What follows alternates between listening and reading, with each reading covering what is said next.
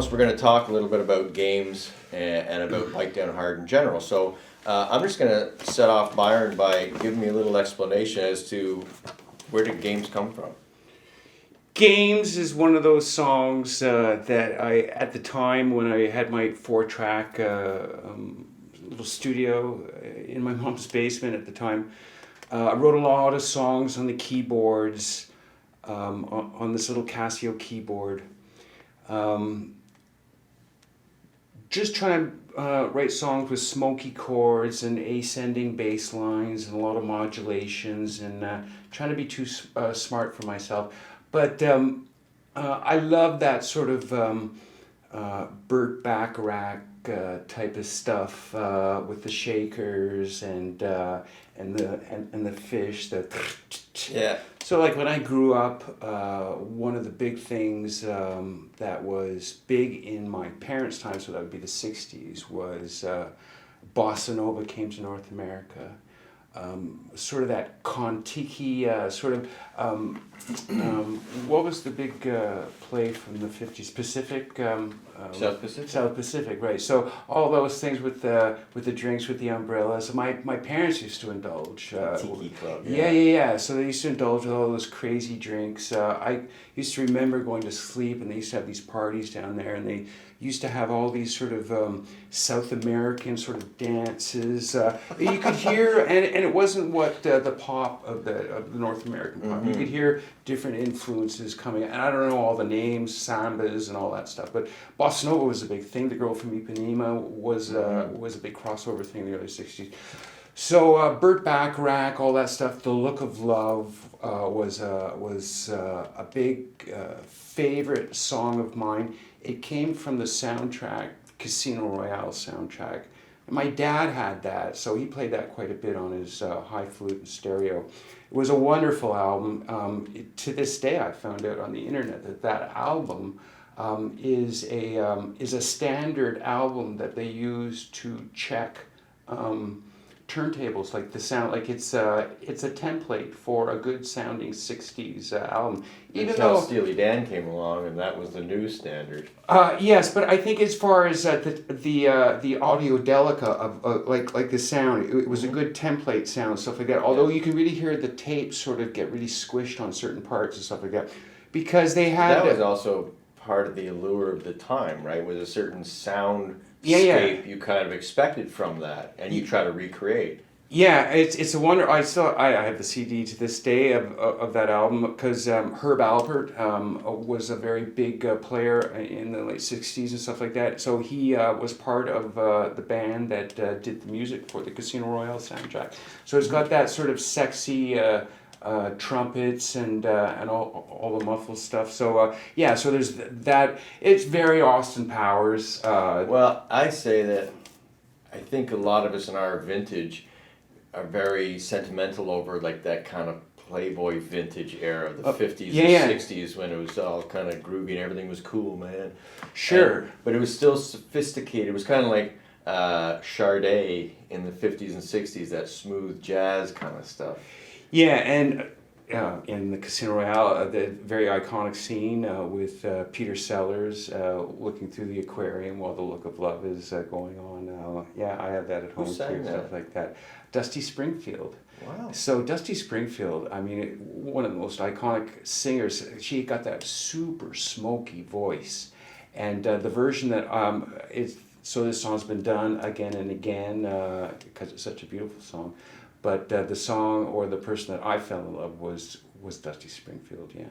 So would you have ever like learned a cover version of it and then moved on to your own version of that, or you straight went into games? I straight went into games because I was very influenced by that number. I can listen to it and I still get shivers up my spine. It's so smoldering, beguiling. Smoky, sexy. It's a wonderful, and Dusty Springfield just sounds. It's almost musical porn to me. It's just so sexy sounding and stuff like that. And I always wanted to do something like that. So you hear those ideas in the demo that I had done for that song, but I think we further expanded. Like, you are the drummer and percussionist on Bite Down Hard. If you listen, there's Shakers and there's the Fish that I got you to put in. Well, you programmed all that stuff. But totally inspired by you, because I was just thinking as you were talking with that most of us, as we're fairly young, I say anything under 30 is still pretty young. And as we moved along our studio progression, most young guys, your format was 2 guitars, bass, drums, singer, maybe keyboard, but we weren't really keyboard players per se, but we could sequence things in. This was totally off that chart. This was.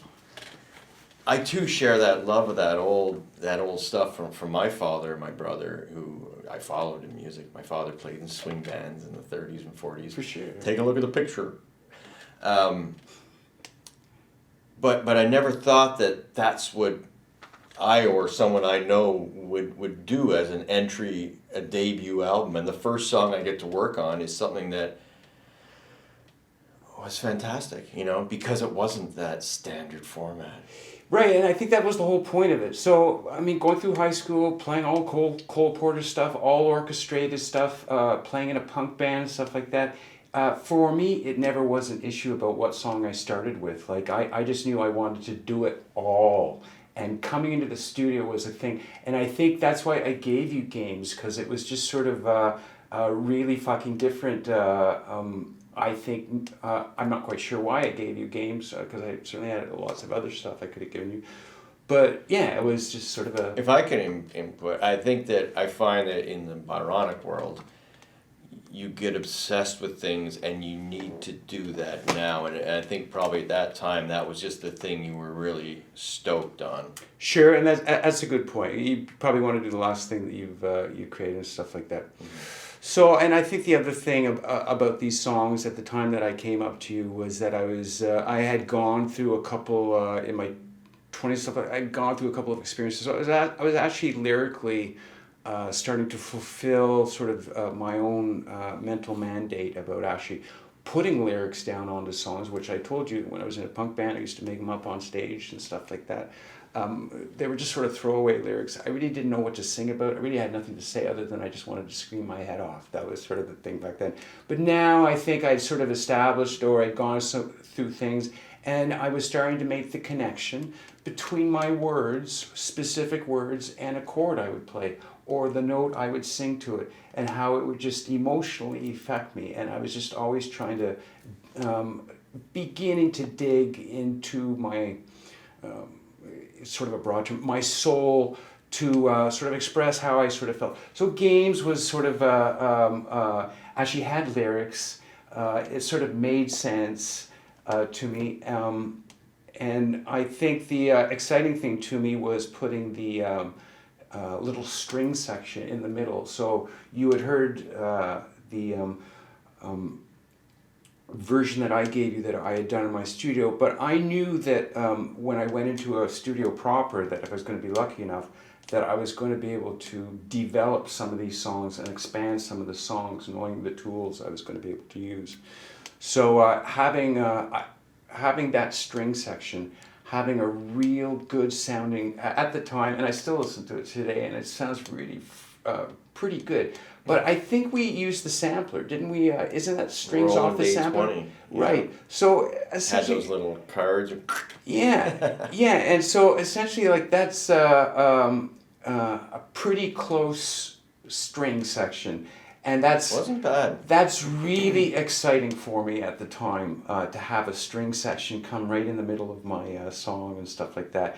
And even when you played it, and I haven't heard that song in years, just hearing it. Again, it sounds wonderful. I just imagine being maybe on stage and just having that. It must be wonderful to experience that, having like a full string section sort of blaring behind you on that. And the thing about it is, to me, it was sort of I purposely didn't write words in the middle eight. It was just a little musical interlude, and I thought that was very sort of. Well, it's sophisticated because I got so, as a guitar player, and I'm not a soloist, but got so sick of, and here goes the guitar solo. I'd much rather hear a musical passage. You know, I know we've talked about this before.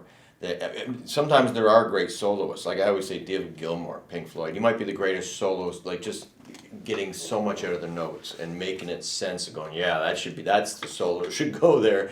Nothing I played. But I love musical passages. It makes you think of different things. It does, and you sort of play into it, and this was so interesting listening to your to all the rhythm parts of that song proper. I mean, you just sort of get into that mode, that Burt Bacharach mode, and I don't remember it being a very complicated thing for us to put down those rhythms and stuff like that, which you did. You're the guy that did it. You know, I think the beautiful thing of someone who brings original material like you bring is that it allows any of us who work with you to reach a little deeper and say, I got to keep pace with this. And I too, I love that stuff because of my musical upbringing. So I endlessly listen to James Last. My father, James Last, was his favorite guy. A little schmaltzy, but still, the arrangements were there. All the percussion, like there was a drummer and a bunch of percussion guys, and they could do all that. And I know we both had that love of the palette of percussion. And how can we use this? Here's a big plug for the Roland A8 drum machine. At this time, that's what you used, eh? Yeah, the little black deal with the 16 pads. I became a wizard at this thing. That's just because I spent so much time at it. But I got to express it vividly on Bite Down Hard, and so that's how it excited both of us, you know, to do this project. And you don't normally play drums at all? No, but I bet you, like any guitar player, I'm a frustrated drummer. If I could do it all over again, I would probably start with drums. Just because I love drums so much, and I bet you every guitar player out there is going, I want to be a drummer. It looks so much fun. And most of us, you know, that work in studios and all, you know what role the drums play. I know how a beat's comprised. I know how you transition to a bridge. I know how we go from a hi-hat to a ride to a this to a that. I can hear that steel drum part, and that's the only thing. I can hear the steel drum part, and so I don't know really where. Bing, boom, yeah. Boom, bing, no. Where it goes after all is that descending steel. Oh, drum. I thought it was supposed to be the vibraphone. Well, like no, but that's what I think it should be. So it is. It's the guy that used to play on Johnny Carson, Peter Appleyard. So that's so I can hear because that was always So these guys used to have these guys used to be and who was the other guy? Lionel Hampton. He was like the Eddie Van Halen of Vibe. But he was such a great player, but they couldn't take. They had to keep doing his takes over because he'd go So it would always come over the track. Could you do that again and not do that? So all these things that we used to see on TV, we used to do like you used to do the tap dancing from. The guy from Lawrence Well. Bobby and the Sound. That's right. So I hear sort of his other phone. So listening to games, it sounds really wonderful. I listen to my vocals. I can remember the booth that you had created, and sort of going in that room, and you'd be on the other side of the window, and I remember you would darken the room and sort of get the... I would set it up, right, so all the tracks are playing back the way Byron likes it, and have everything dark, and the vocal booth would be completely dark, and I would leave him down there, and he would be down there for 4 hours, and he would be doing his thing in the dark.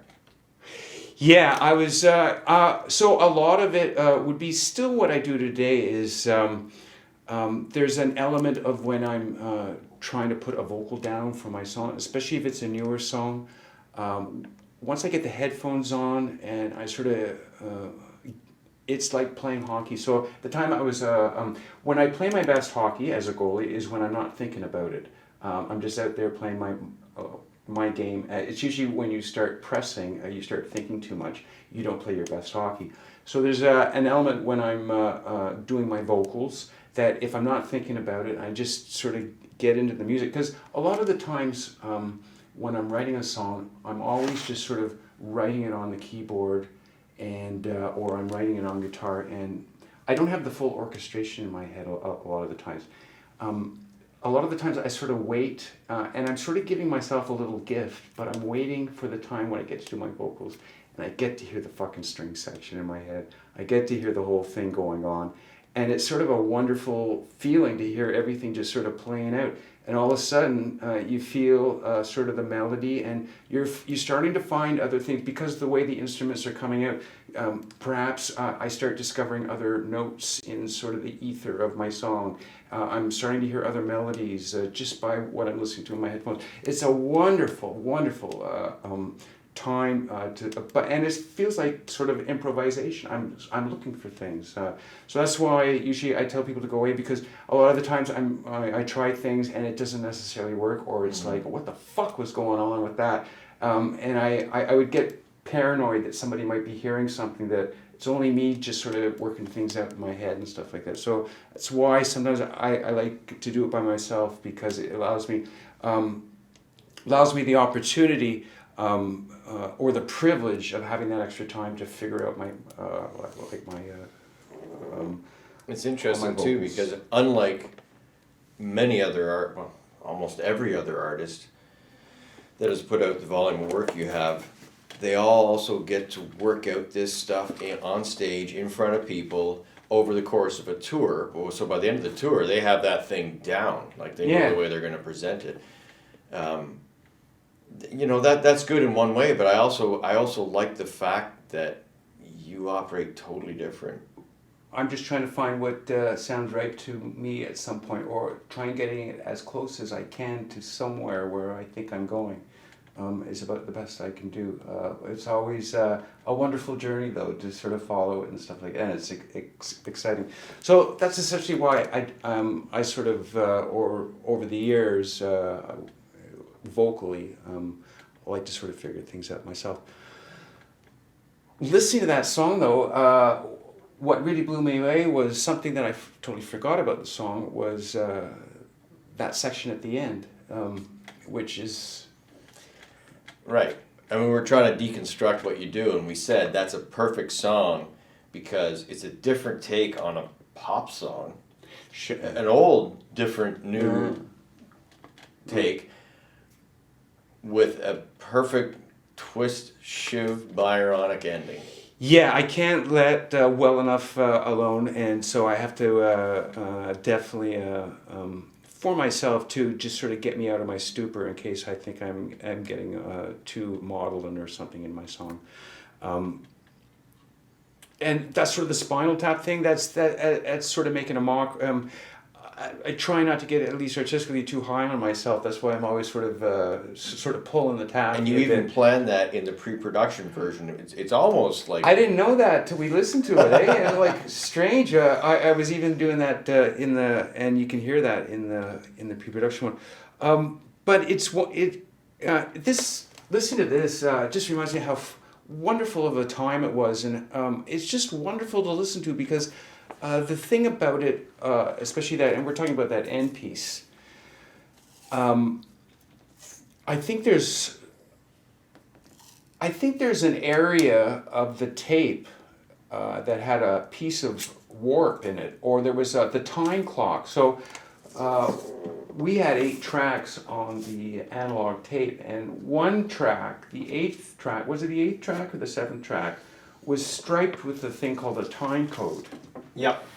So, but you're still pulling, and especially since I was, you're obviously playing it, rewinding the tape, playing it, rewinding the tape. So the tape is a physical... We look like an Adidas commercial here. I'm just changing that. The tape, you should put it on the other side. Yes. The tape is a physical thing. But if you listen to the end of the song... Look at this, we play for the Adidas team. Right, that's it. There's a part where the drums go all crazy at the end, just toward the end or something like that. And that was where the time code fucked up. Are we swearing in this video? Yes. That's where the time code fucked up in this video. And we actually used that... Just before that little funk guitar thing comes in? And we decided... I thought that was intentional. Well, this is what I've learned along the way, and this isn't one thing. Instead of just being all bummed out about it, we actually said, "Well, let's do something with it." And I think you did something on the drum machine, and it just sounds like the song is slowing down or stopping, and then it picks it up again.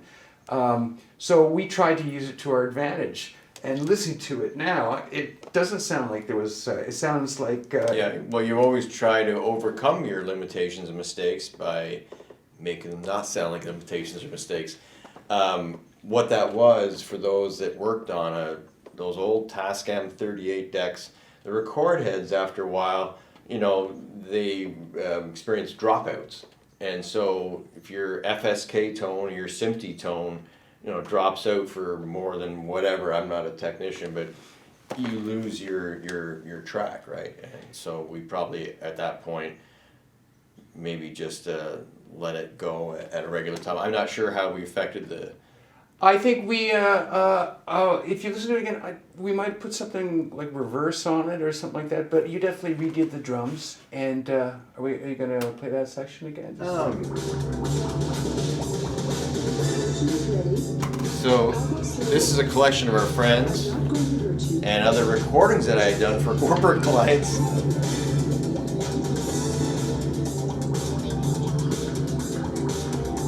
And Byron blowing into a straw in a glass of water. Check it in.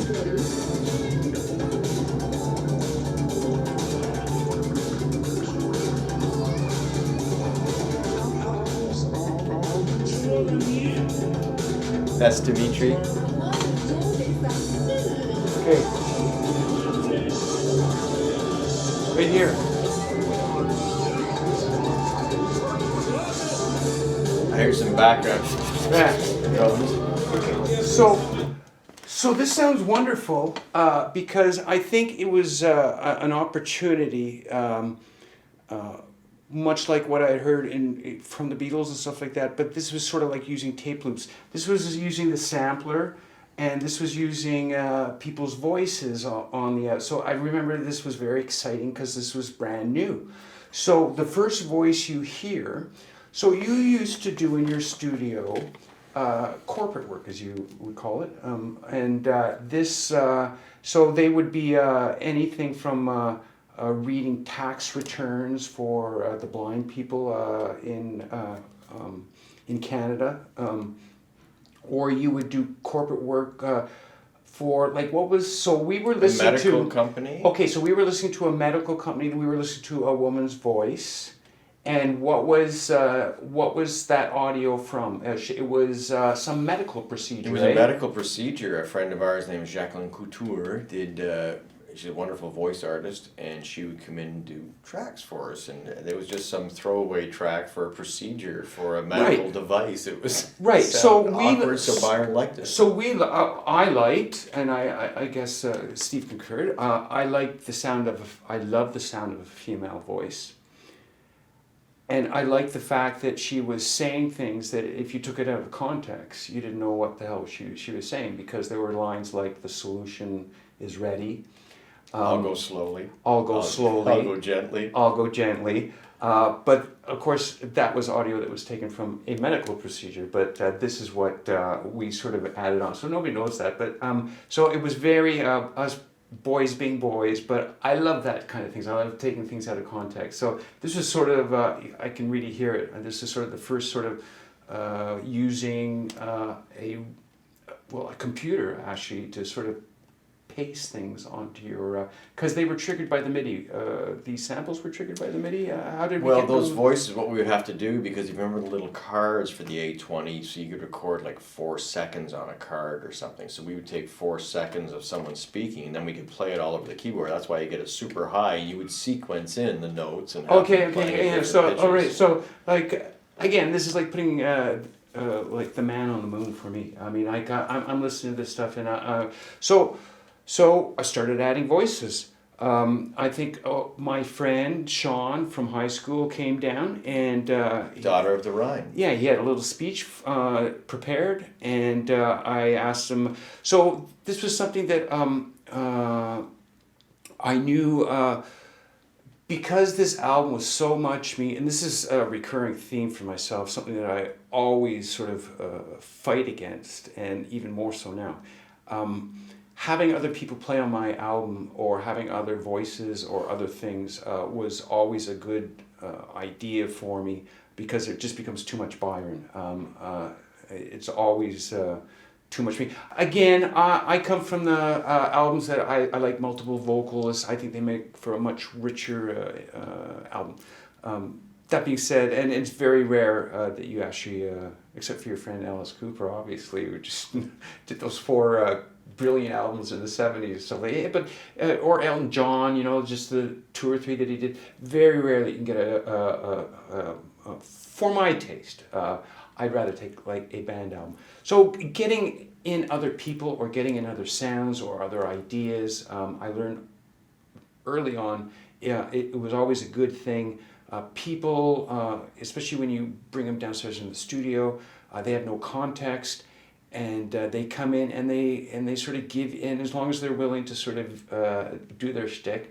It's wonderful because they give you this gift, and it makes you see your song maybe in a different light and stuff like that, and I find that very exciting. So we had some friends at the time who they had done recording. It was Demi and Larissa, yes. And they came from Russia, just outside of Chernobyl, right after that accident. They got the hell out of there, and they came here, and both 2 lovely people trying to make a place in Canada. In their own ways, and Demi, just a brilliant guy in his own way. For sure. Yeah, like just Demi was he could really play it all. He was like punk. He was real punk, but he was like punk orchestra. Demi just and when they came in, these 2 lovely people, you could tell the musical influences from where they came from. Just the chords that they would play these as if the Beatles grew up in Russia. Yeah. It was wonderful to listen to them. And Demi had a band. He would do it with these beautiful songs, these wonderful sort of folkish songs, all the way to his Tired Band of Revolution. I remember he did. So he was a crazy fucker, but a really good, interesting, crazy guy. And they came downstairs one day, and that's Demi and Larissa. So I asked them if they would be willing to go into the sound booth, and they had no problem with it, and they didn't give a rat's ass what they were going to do. And so we gave them a Dr. Seuss book to read, and Demi had a really thick accent. So we did that in one take, didn't we? Yeah. Larissa's doing animal sounds. Yeah, and they would do anything that you would ask them to do, and it's just wonderful. And if I listen to it now, it's some of the best sort of people coming in and just giving me what they got, and they didn't. They cared, but they didn't care, and they were just gonna. I think it's so. I think Sean, because he knew you a little better, he didn't seem to be flummoxed at all about coming in and just reading something and not caring about where it was being put, anything, because that I think he understood probably the way you were. From then to here, I can't ever remember anybody that's come into the studio. Maybe one or two people slightly reticent, but generally everybody has just. I've never had a problem with people just sort of coming in and doing their thing and stuff like that. I've been very lucky in that way. Another little footnote, it's 2019. For any of you that watch HGTV, you would know, what are they called? Masters of Flip, Dave and Courtney, Dave Wilson. They're Canadians who've made it big down in Nashville. Dave Wilson was a musician who used to come into my studio. Funny enough, he's bald now, but he used to have long blonde hair, kind of like a heavy metal British guy. And he would do heavy metal songs. But he also got involved in the Byron universe, and you'll hear a couple of songs on Bite Down Hard that have Dave singing background. So so that is Games, and that's how it just sort of came about. So it was Games was partly planned, partly orchestrated, And just by the luck of the draw, the people that came in, that's how it just sort of all came together. People that sort of came by your studio, and we just grabbed them. And Now, just a general question here, because people are going to hear that and go, oh, that's a neat song, whatever they're going to think. People have thought everything about your music. But if they're thinking about the composition of it, they'll go, oh, that guy must be a keyboard player. I mean, as far as I'm concerned, we know Byron, first and foremost, as a bass player. In the way I always say of great compositionalists, vocalists, bass players, Sting, Paul McCartney, I mean, I'm not trying to say, and Byron, but it seems like a lot of people that have real gift for harmony and melody gravitate to bass guitar, because you're basically playing a solo the whole song. It's monophonic, and you're forced to come up with neat melodies. So there's something there, I think. But anyways, from what I know of Byron, first and foremost a great bass player, but he plays guitar, and keyboard is basically step timing it, is playing it a little bit, but not fluid, right? So especially Bite Down Hard, like the keyboard parts in your head, the orchestra parts in your head are basically deciphered through this. Yeah, I would say technically it's probably, I always play keyboards.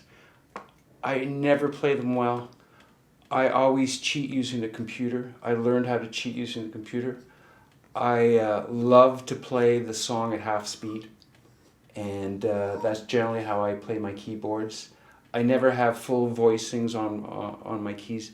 So I always remember being in high school, playing in the stage band, and there was a piano player, and seeing the chord charts and stuff like that. And so just seeing how chords were presented on the piano.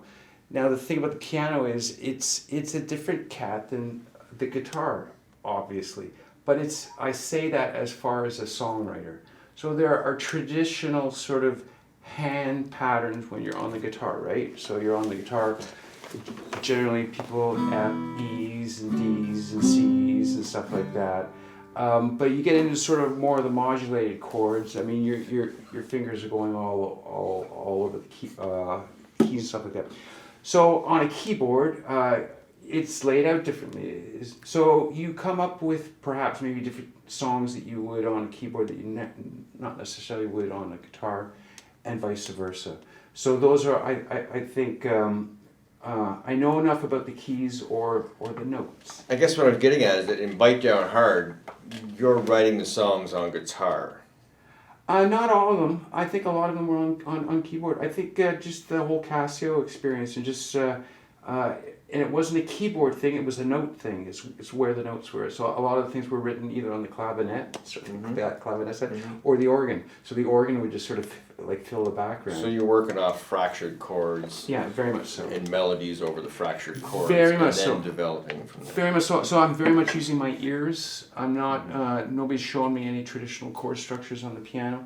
Anytime a real piano player comes in and say, you got your hand position all wrong, I've heard that a million times. And I'm always listening for what I want and not for how I'm expected to play or how I'm supposed to. McCartney was taught a more traditional way. You can tell, there's a very famous recording of listening to McCartney in the Let It Be sessions talking to somebody about song structures and how he learned sort of the traditional song structures on the piano from his dad and stuff like that. And so you can hear sort of those musical tags that he uses, those sort of traditional things that sort of bring resolving. Those Beatles songs can kind of go off a place, but he sort of musically brought things back that people are sort of have expectations in their head for pop songs and stuff like that. So never ever keyboards. I have no concept, but I love to sort of listen to it. And I only use a couple cents. Okay, so basically, Games was song number 3 on the album, sequencing. So what I thought maybe we'd do is we'll go back. Let's take a listen to song number 1 off the album. That'd be good. And maybe what we'll do is we'll just take a quick little listen to it, and then we can deconstruct that a little bit. Perfect. So we're starting at the start now. We're going to listen to song 1 off the album, Bite Down Hard. It's titled Emily. I don't know where I should start. Maybe I'll begin at the end, but it won't make a difference too. This is not the girl I knew. Baby, I don't know you. There is a time, there is a place, as though you egg on my face, and you keep on coming to. How do I get through you? How do I make it stop? On and on and on you go. Stop your complaining. On and on you go. You never had it so good. Listen, girl, this is not Emily. What's that dripping from your tongue? You must be joking. This is not Emily. Who am I talking to? This ain't Emily. Give me back the girl I knew.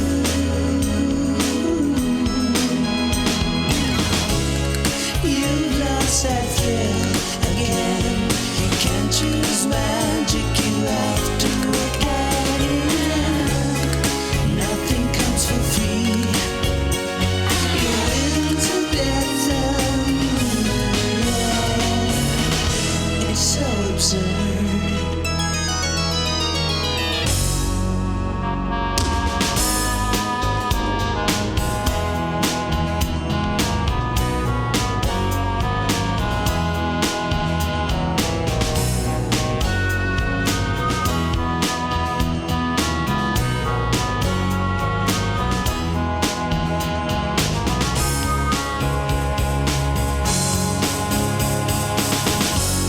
Seasons change, they come and go. Winter, spring, summer, fall, east and know. Everything grows back, dear, too. Your chameleon mind won't do. Where do I stand? On and on you go. You change like the weather. On and on you go. A different mask for your pleasure. Stupid thing. This is not Emily. What's that dripping from your tongue? I must be dreaming. This is not Emily. Who am I talking to?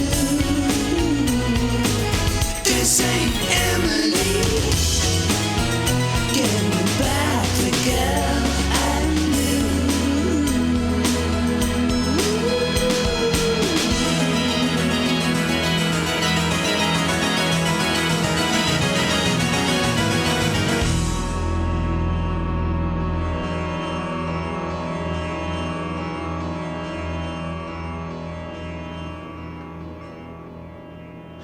Wow.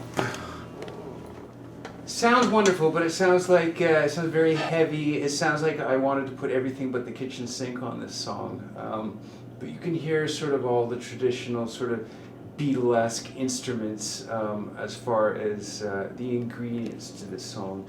There's harpsichords, there's string sections, there's instruments from the orchestra, all sort of underpinning this pop song. And I listen to it now, it sounds very traditional of a type that early 60s verse. It's got a bridge that sort of moves up a key. It's got a chorus. It's got a wonderful middle eight, musical middle eight, and but I can hear sort of the heaviness of all. I think I would if I would produce this song today. Obviously, I would do it a lot differently, but.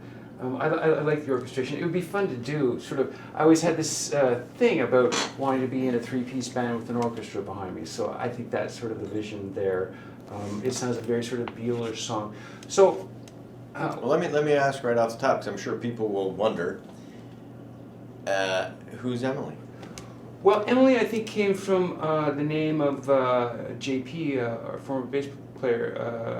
There was a girl sort of in his life at the time, and that sort of Emily name was just sort of floating around. And so, at the time I had that song, I was looking for something that had three syllables. Emily. Janet didn't work, but yeah, so Emily just sort of was in the ether at the time. I was just sort of writing this and stuff like that, and not in a related theme. You have a niece that's named Emily. Yeah, 25 years later, yeah, I have Emily's a beautiful name, and it's a very sort of iconic name, and it's a name used in literature and a very sort of English name and stuff. But I'm just striking any reference to your niece Emily in this case. This is. Yeah, well, she came after it. I don't know whether she was named after. So I don't know. So yeah, so the people will wonder probably. Yeah, the name was think just they sort found of. Hey, I found something here. So it was just sort of Emily's, but the thing I remember about this song, and this is sort of has to do. So I think obviously I would do the song sort of much differently today, and I can say that easily listening to it now with hindsight and stuff like that. Of course, we had all this brand new technology. The thing about doing songs back then, using the 8-track, was that you really had to think it through if you're going to have a big orchestration. So you listen to that song, and that's just you and I. You and I put that together with ostensibly 6 tracks of free analog audio. Because you needed to have a sync track and a guard track, yeah. So you're not screwing up your sync track. Right, so you would lose 2 tracks. So you would basically have to have 6 tracks. So if I wanted to construct sort of this big sort of symphonic vision in my head, so this would be a song, if I wanted to sing background vocals, I would have to think through. So it was a very linear process. It's not like today where you can rip songs apart on the computer and have the beginnings where the ending is, and you can do it in 5 minutes and throw things around. Back then, it was a very linear process. You would have to, generally things were done with a drum machine or a drum track or a keyboard track. Yeah. So you would lay a foundation track and you start building off that, right? You record 3 or 4 background vocals, bounce them down to a track. Right, so I would have to sort of do it, I'd have to sort of think it through. I'd think, okay, well, I want all these backgrounds, so I'd have to actually have everything sort of written ahead of time, and I'd have to have the song planned out. So I know for sure that what we did was, using the click track, I would have maybe a simple organ part I would record on your computer, the MIDI. So it would just be the basic chords so when I would go into the studio, I don't think we committed that organ to a track. I think it played virtually in my headphones. So basically I was playing with 6 tracks, and I would start with, we would just bounce things down. I don't know how many times we would bounce my voice down into a single track, but essentially that's the way I started because I wanted a lot of backgrounds and stuff like that. So we would have to really pre-plan these things. So because knowing that your bass and guitar parts have to commit to a tape. Yeah. So you have to sort of figure out what instruments you want. You sort of figure out your bass will be your last track. That'll be the track on 1 after. Has to be on 1. After you start filling out all those things and stuff like that. So I definitely remember that album. And I also remember us starting to put stuff on track 7 because we just needed the real estate. Right, so having 7 or 8 tracks was just like a wonderful thing, and like any musician that I've ever come in contact with, or most musicians, everybody wants more tracks to play with, and I think a computer, you can do as many tracks as you want, which is a great thing, but it's probably the worst thing. It's nice to be limited. So we were limited.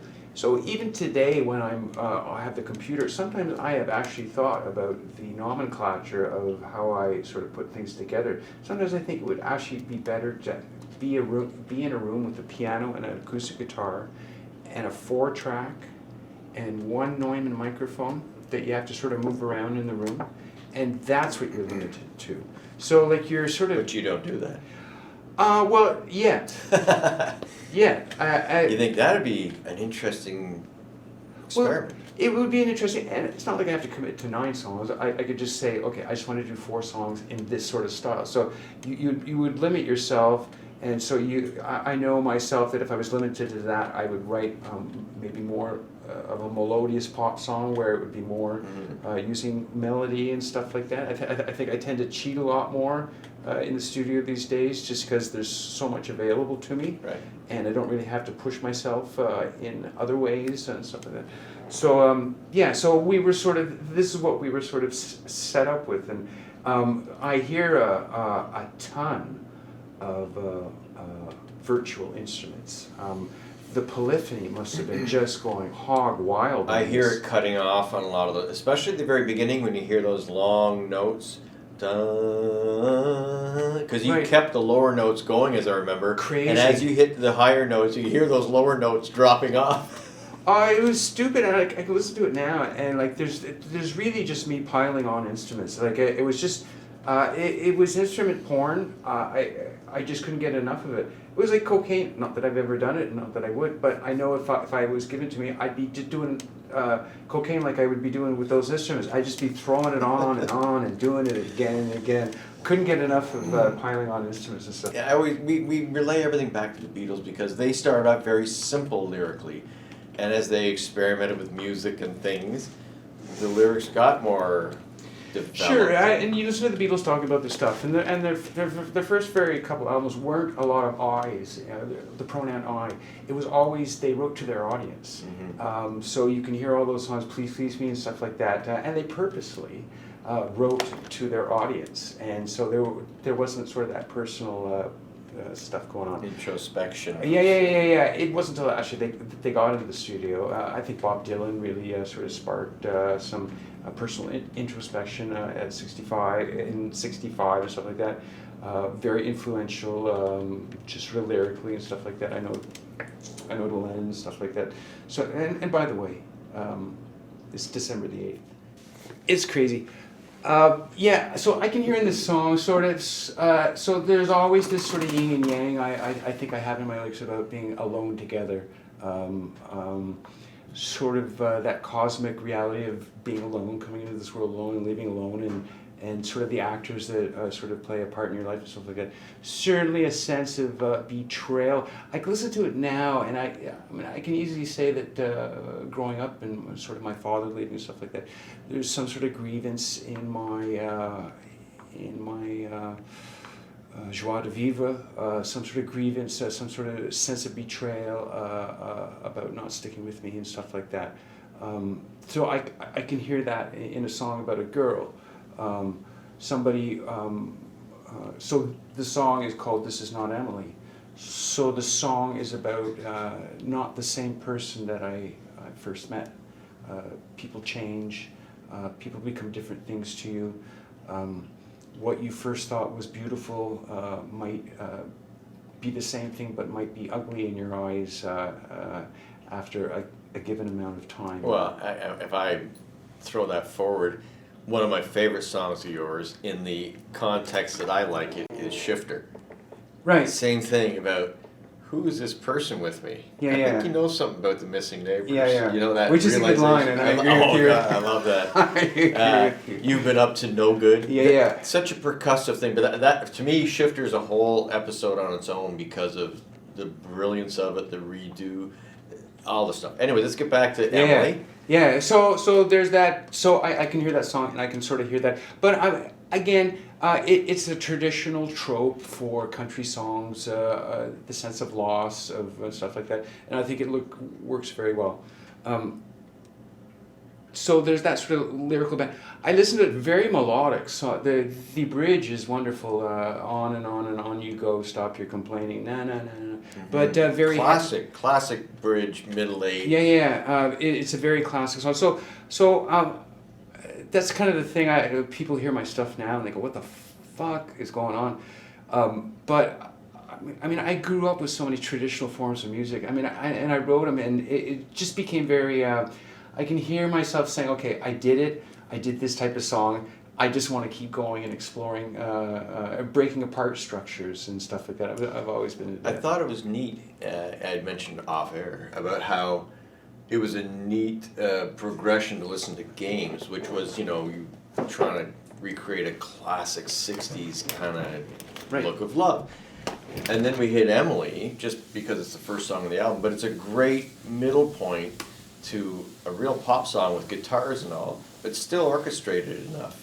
And that, you said, how many pop songs that have a like an oboe or something. An oboe middle eight solo, which was so great. It's a classic invention. Yeah, and look, I remember it's such a sort of a classic little melody in that part, and I remember at times of you'd be upstairs or something, attending to something else while I was putting this together, and I just remember it's such a simple melody. I think I went through a ton of different types of instruments, whether it was organ and stuff like that, and it always sounded wonderful to me just to hear the melody. And then to put like an oboe on it, it seemed like it sounds so wonderful. I could just imagine like I just remember being how thrilled I was. So I came from sort of like, again, like just sort of a live rock band, and so this was sort of me trying to be sophisticated. I think that was part of it too. Actually using orchestral instruments. I was just yanging to get into this sort of area and stuff like that. So to have an oboe, I remember that last note on that last part of that song where it's just one note and it hangs. I remember there were slight modulation. I remember listening to it again and again, just the way it hit on that note and just the sound. It's eerie. It's like and it's a one oboe, and it just. Indescribable how physical it can just send shivers up and down your spine. Right, and if you think about just the ending part, the cascading instruments just before that has no place else in the song anywhere, but it's a beautiful little setup for that last note. That musical scenes, environments, the things that make you go, oh, that's cool. That was so good, because don't forget, for me, it was all very pedantic rock and roll up to that point, 1-4-5, 1-4-5, reverse, on, out, just versions of that. So it was fun for me to explore it too, because here's a guy who can set up a landscape now where I can go around. Sometimes the biggest thing I get out of that song, and when you get focused on something, those castanets, it's all I can hear at some points, and I think, well, that's cool. Because I can imagine the Spanish lady going. And that's like something that I knew that we had to get in there. I could hear it. It was just sitting there, just waiting to be. It was almost like a Wheel of Fortune, where they have a blank on the thing. There's and you just know what the word. missing. Yeah, you know what it is, and the interesting thing about this song is not how the album first started properly. So it had a little section. It was from the middle eight. So I love the middle eight. I think the middle eight is wonderful.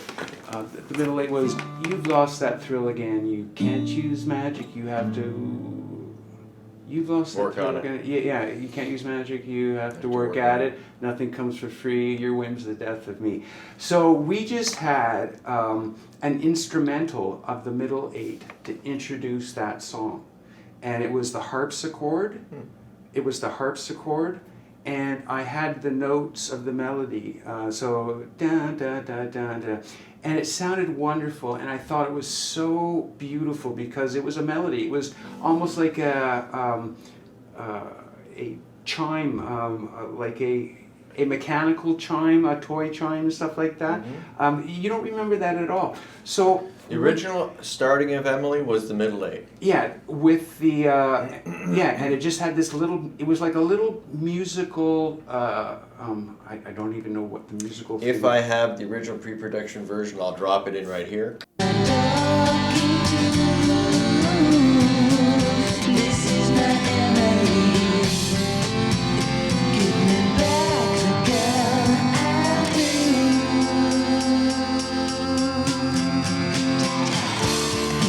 You've lost that thrill again. You can't use magic, you have to work at it. Nothing comes for free. Except maybe death and me. Yeah, it's a hard choice.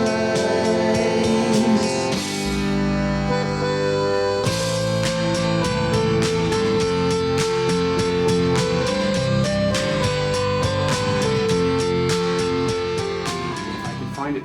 So yeah, it would be like a little pre-part to the song proper, and I thought it was so cool because it was just I just wanted melody to begin my album, and I thought it was a beautiful Prologue. Yeah, it was like a little musical prologue.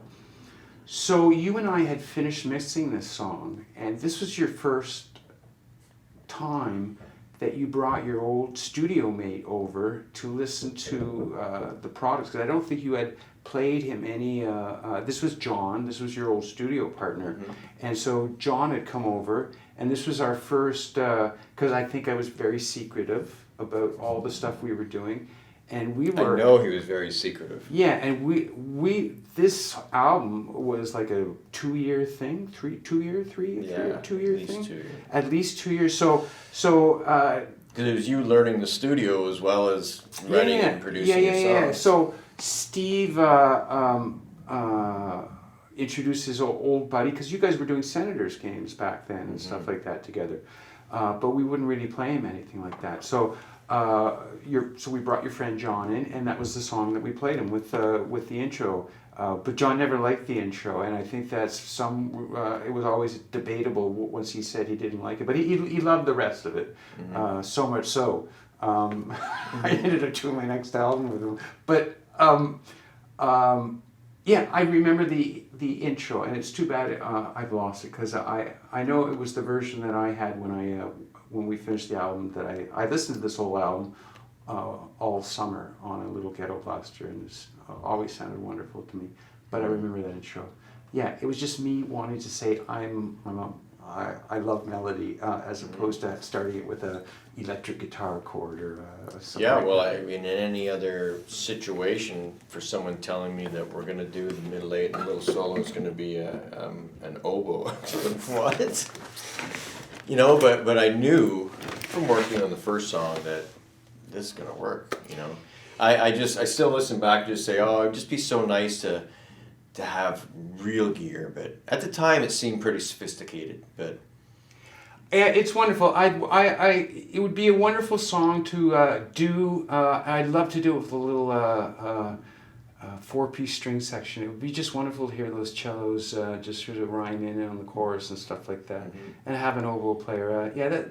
This would be a song I would love to. There is a song later in the album, Bite Down Hard, that you did redo years later. Yeah. And you know, some of those things you go, is it better? It's just different, you know, like there's certain magic, and I'm sure a lot of the people that record know that there's certain magics in your pre-production versions you just can't, you have to work at it. You know, nothing comes for free, you have to work at it. We always say we're trying to capture those beautiful mistakes that are so fresh and cool and stuff. Well, the interesting thing is, I have gone back and sort of done a couple of songs that I did, like you were saying, the one off Bite Down Hard, which I redid. But you know, really, what it came down to wasn't that I didn't not like the version that we did, and we're gonna have a big talk about that song, I guess. But was just sort of the essence of it was a bunch of chords that I love playing on the guitar, and it's much like you were saying about Turtle. It was the open E and the open B on the acoustic guitar and just sort of flying through the fretboard with different hand positions, but still droning the E and B. And that's what that song, what's the name of the song from Bite Down Hard? Serendipity. The one that I ended up redoing, the long... Serendipity. No, the big one. The big one. Lucifer. Lucifer, yeah, that's the one I'm talking about. So it's Lucifer. Hail Satan. So I've redone it. I call the song Carry Me, but I'm just saying the reason why I redid it, so it's why do you redo songs and stuff like that? Is a reason. So as I said, it's not that I don't like the version of Lucifer that we did. I think it was, in its own way, it was brilliant. But the reason why I went back to it was because I enjoyed playing off the drone notes, and I thought it was such a funky little melody. And knowing what I know now, it was fun to sort of loop it with maybe different drums and play some bass on it and stuff like that. So that's essentially why I did it. I loved droning the E's and B's and stuff like that.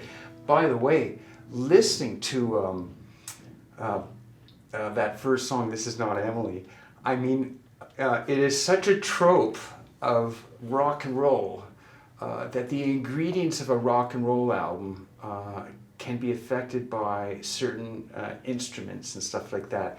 And they'll totally take you into a different sort of rock genre.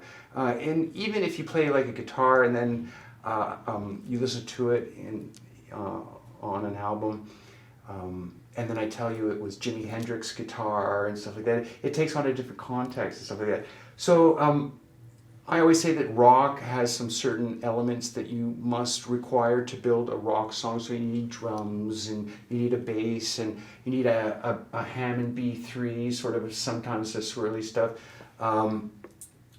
When I listen to this song, I'm hearing all the Beatles sounds, and especially toward the end, and I'm hearing the Indian, is it the tambura or something like that? Hurdy-gurdy or something? Yeah, I'm sure it's the fucking hurdy-gurdy.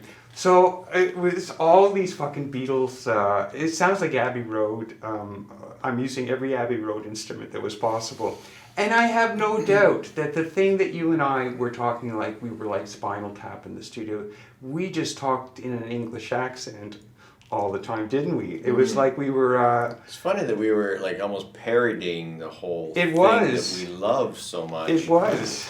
We wanted to be them so badly. You know, it's like anybody. I remember being a teenager with my friends John Cook and Max. We all bought cheesy El Degas copy Les Pauls, and like John bought a P-bass copy. And we played Kiss Alive in John's basement and parodied them. We did that endlessly.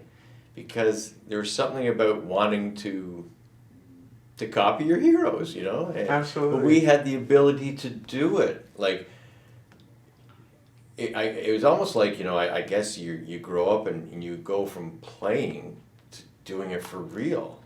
But it's still play. Right, it is. And so what I find interesting is when I played my stuff to some people, especially if I would play a song like that.